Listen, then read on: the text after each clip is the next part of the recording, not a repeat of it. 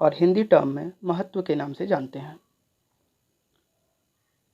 Now बात करेंगे third word management, जिसे हिंदी के टर्म में प्रबंध कहा जाता है।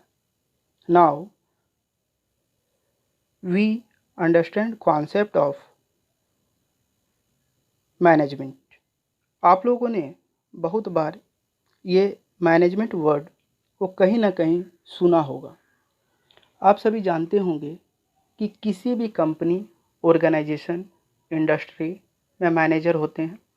आखिर ये वहाँ करते क्या हैं? आंसर, मैनेजर सभी चीज़ों को मैनेज करते हैं। हाँ, ये तो ठीक, बट क्या मैनेज करते हैं? चलिए जानते हैं। वो वहाँ क्या क्या कार्य करते हैं।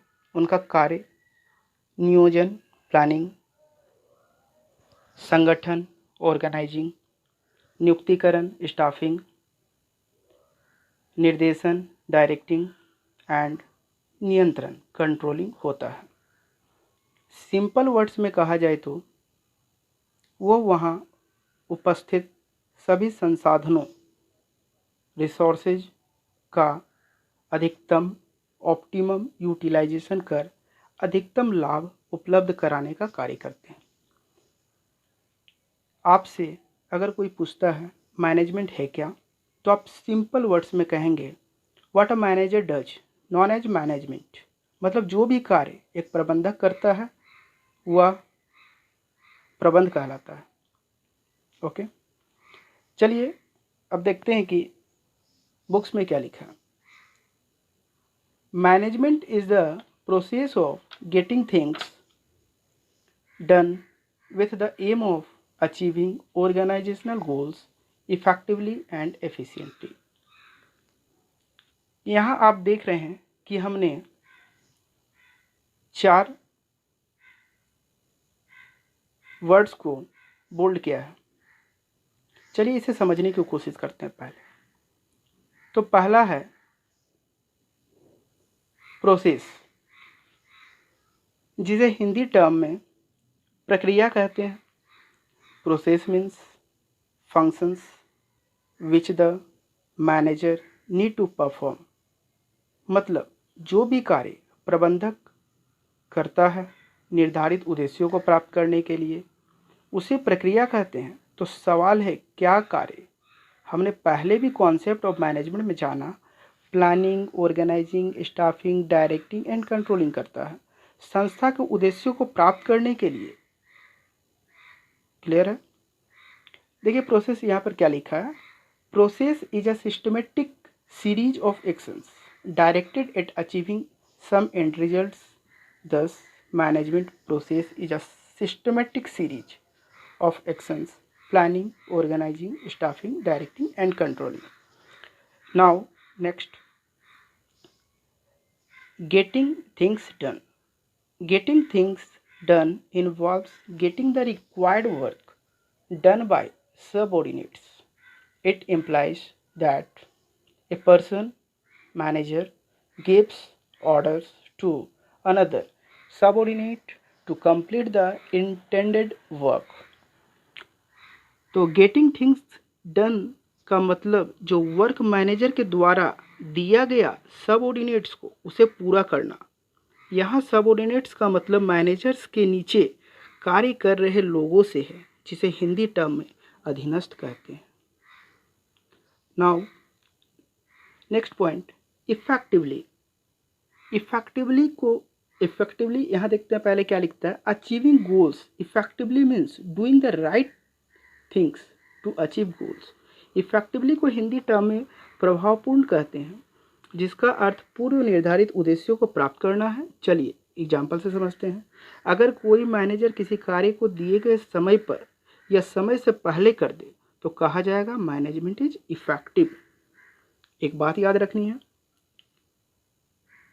इफेक्टिवली का रिलेशन समय से होता है। नाउ सी एफिशिएंसी, उसी को हम लोग बोलते हैं efficiently. Achieving goals efficiently means doing the work correctly with minimum possible cost. तो एफिशिएंटली को हिंदी टर्म में कार्यकुशलता कहते हैं, जिसका अर्थ पूर्व निर्धारित उद्देश्यों को न्यूनतम लागत पर करना है। चलिए एग्जाम्पल से समझते हैं। अगर कोई मैनेजर किसी कार्य को उसके एस्टिमेटेड कॉस्ट से कम पर कर दे तो कहा जाएगा मैनेजमेंट इज एफिशिएंट। याद रखने वाली बात है, इफिशिएंटली का रिलेशन कॉस्ट से होता है। नाउ सी डेफिनेशंस, परिभाषा। Number 1, according to Mary Parker Follett, management is the art of getting things done through people. मतलब मेरी पार्कर फॉलेट कहते हैं प्रबंध लोगों से कार्य कराने की क्या है, कला है।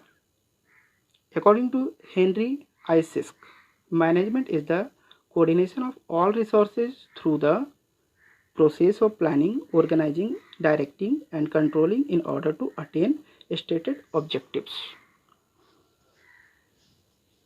वहीं हेनरी एल सिस्क कहते हैं निर्धारित उद्देश्यों को प्राप्त करने के लिए नियोजन, संगठन, नियुक्तिकरण, निर्देशन और नियंत्रण प्रक्रिया के माध्यम से सभी संसाधनों का प्रभावपूर्ण उपयोग करना प्रबंध है। क्लियर है? चलिए नाउ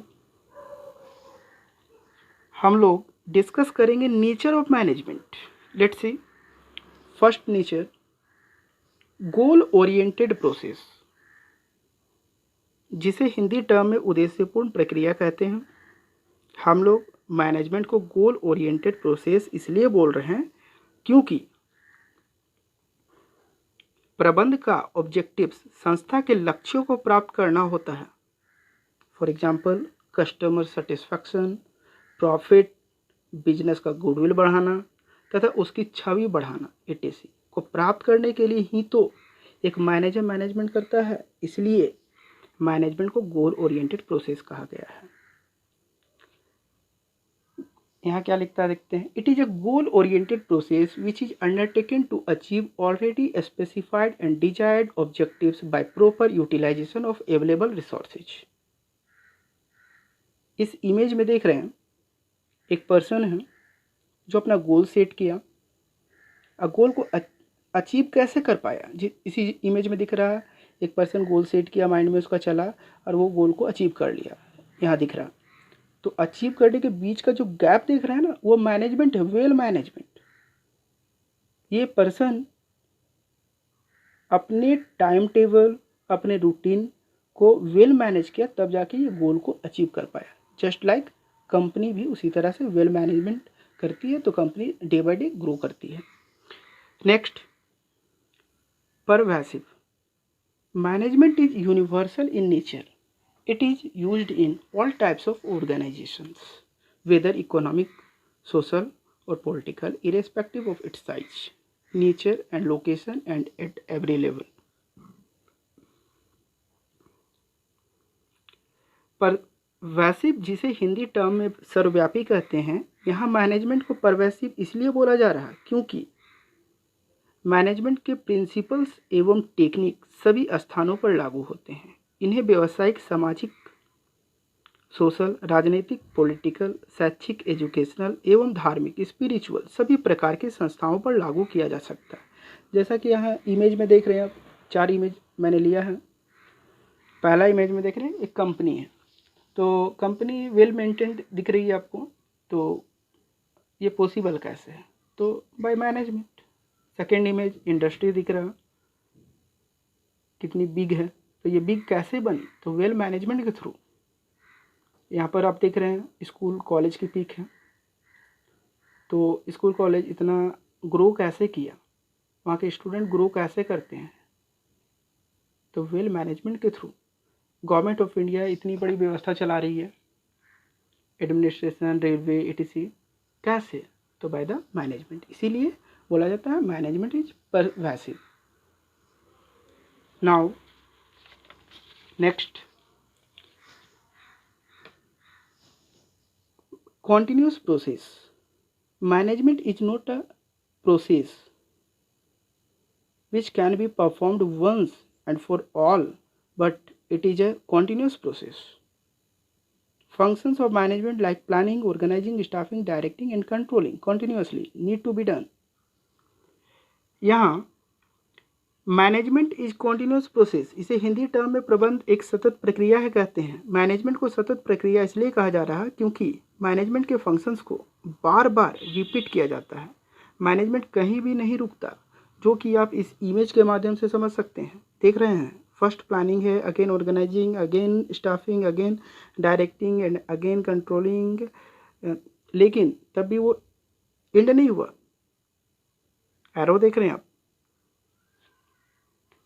बट यहाँ रुका नहीं, मैनेजमेंट फिर से प्लानिंग से वही साइकिल स्टार्ट, इसलिए मैनेजमेंट को कॉन्टिन्यूस प्रोसेस कहा जाता है। एक वर्क डन हुआ तो दूसरे वर्क के लिए अगेन प्लानिंग करना कंपनी शुरू कर देती है।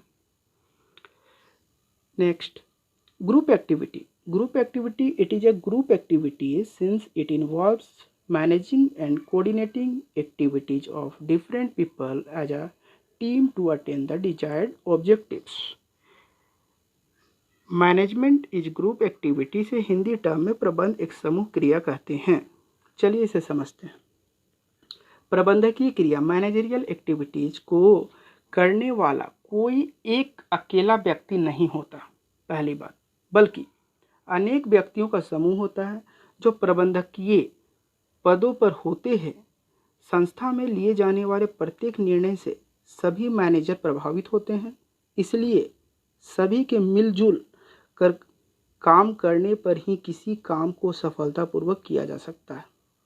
फॉर एग्जाम्पल, कोई कंपनी अपने बिजनेस को फैलाना चाहती है, स्प्रेड करना चाहती है, तो इसके लिए marketing manager, production manager, finance manager etc सभी को कोऑपरेशन की आवश्यकता होगी, तभी यह संभव है, इसलिए इसे ग्रुप एक्टिविटी कहते हैं।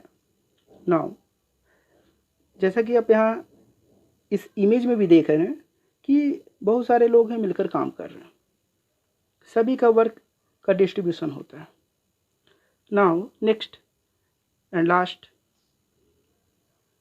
Dynamic function.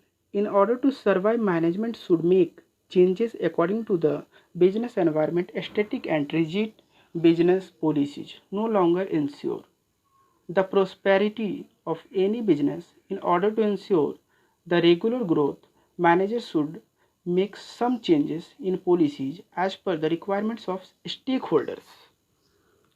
इसे हिंदी टर्म में गतिशील कार्य कहते हैं। चलिए इसे समझते हैं। सभी संस्था को सफल होने के लिए तथा मार्केट में अपने आप को बनाए रखने के लिए एक्सटर्नल एनवायरनमेंट के अनुरूप अपनी संस्था में लगातार परिवर्तन लाने पड़ते हैं।